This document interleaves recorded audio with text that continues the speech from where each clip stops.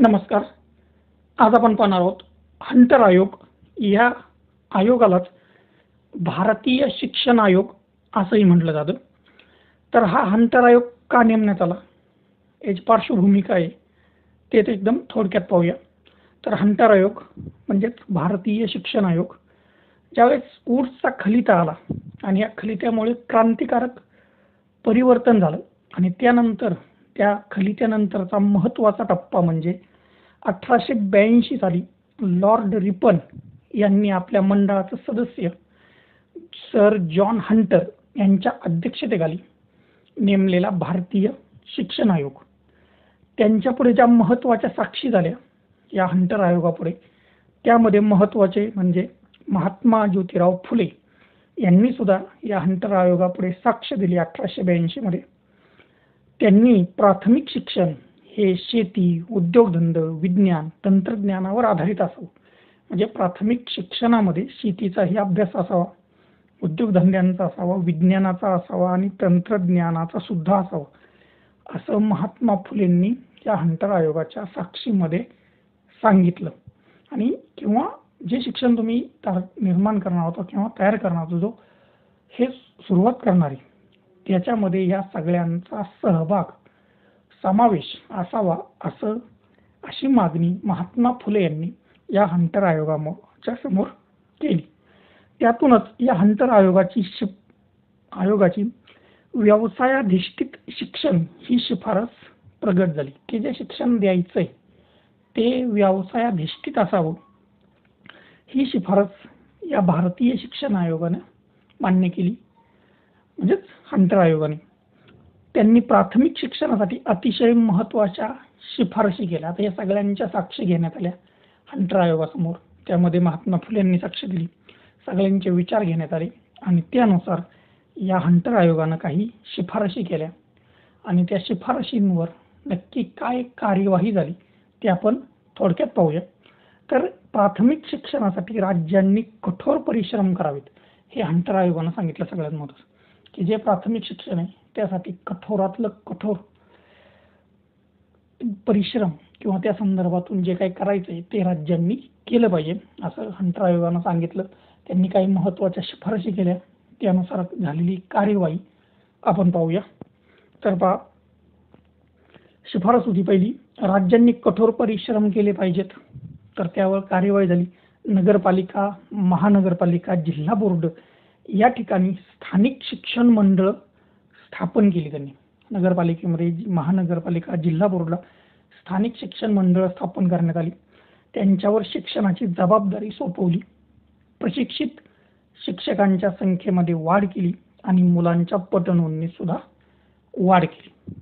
दुसरी शिफारस होती, उच्च शिक्षणाकडे केवळ पूर्वतयारी म्हणून न पाहता व्यक्तीला आयुष्यभर उपयोगी पडणाऱ्या विषयांचं, कौशल्यांचं शिक्षण द्यावं. जीवन व शिक्षण यांची सांगड घालावी जेणेकरून विद्यार्थी हा स्वयंपूर्ण बनावा. तर त्याची कार्यवाही काय केली, शिक्षणाच्या जीवन शिक्षण, व्यावसायिक शिक्षण ह्या संकल्पना उदयास आल्या. प्राथमिक शिक्षण हे मूलभूत शिक्षण झालं. त्यानंतरची पुढची शिफारस होती, जनतेला बोली भाषेतून दिले जाणारं शिक्षण द्यावं. विनाकारण इंग्रजी भाषेचा किंवा एखाद्या भाषेचा अट्टहास धरू नये. जे शिक्षण देणार आहोत आपण मुलांना ते त्यांच्या बोलीभाषेतून, मातृभाषेतून दिलं जावं. कार्यवाही काय झाली, तर शिक्षणात मातृभाषेचा वापर सुरू झाला. बोलीभाषेतून छापील पुस्तकं निघू लागली.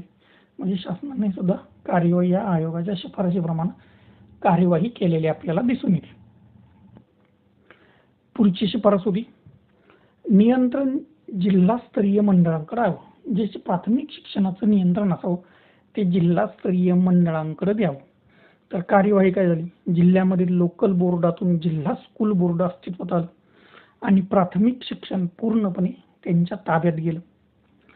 पुढची शिफारस होती, स्वदेशी शाळांना प्रोत्साहन द्यावं आणि राष्ट्रीय शिक्षणाच्या पद्धतीत त्यांनाही स्थान असावं. ज्या स्वदेशी शाळा आहेत त्यांना सुद्धा प्रोत्साहन दिलं पाहिजे आणि राष्ट्रीय शिक्षणाच्या मध्ये त्यांना सुद्धा स्थान असलं पाहिजे. कार्यवाही काय झाली, तर स्वयंसेवी संस्थांनी प्राथमिक शाळा चालवण्यास घेतल्या त्यांना व्हॉलंटरी स्कूल असं म्हटलं गेलं. पुढची शिफारस होती अभ्यासक्रम लवचिक असावा, सोपा असावा आणि स्थानिक परिसरात तो पोषक असला पाहिजे. शाळेची वेळ आणि तास यांच्यामध्ये सुद्धा लवचिकता असली पाहिजे. जो अभ्यासक्रम आहे तो लवचिक असला पाहिजे, तो सोपा असला पाहिजे आणि स्थानिक परिसरात तो पोषक असला पाहिजे आणि वेळ आणि तास यांच्यामध्ये सुद्धा लवचिकता असली पाहिजे. कार्यवाही काय झाली तर व्यापक अभ्यासक्रमाची रचना उदयास आली, स्रोत पद्धती जन्माला आली आणि शिक्षण प्रसारासाठी दुबार शाळा ही संकल्पना उदयास आली.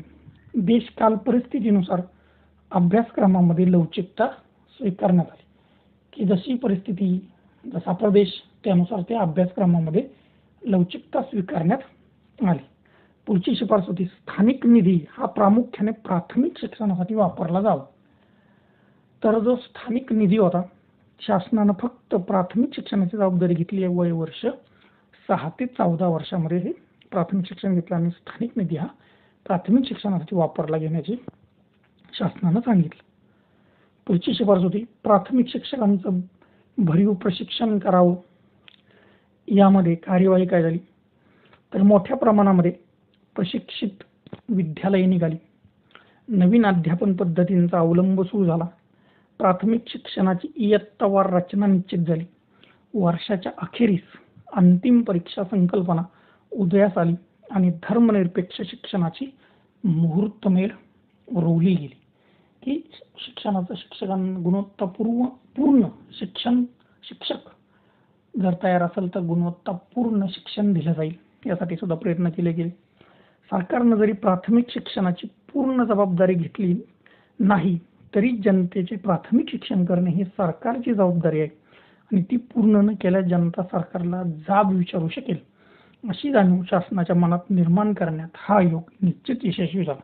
म्हणजे प्राथमिक शिक्षणाची पूर्ण जबाबदारी सरकारनं घेतली नाही, यामध्ये घेतली नाही, परंतु ती जबाबदारी सरकारची जी ती आपलीच असं अशी जाणीव शासनाच्या मनामध्ये निर्माण करण्यामध्ये हा हंटर आयोग, हा भारतीय शिक्षण आयोग यशस्वी ठरल्याचं आपल्याला दिसून येतं. धन्यवाद.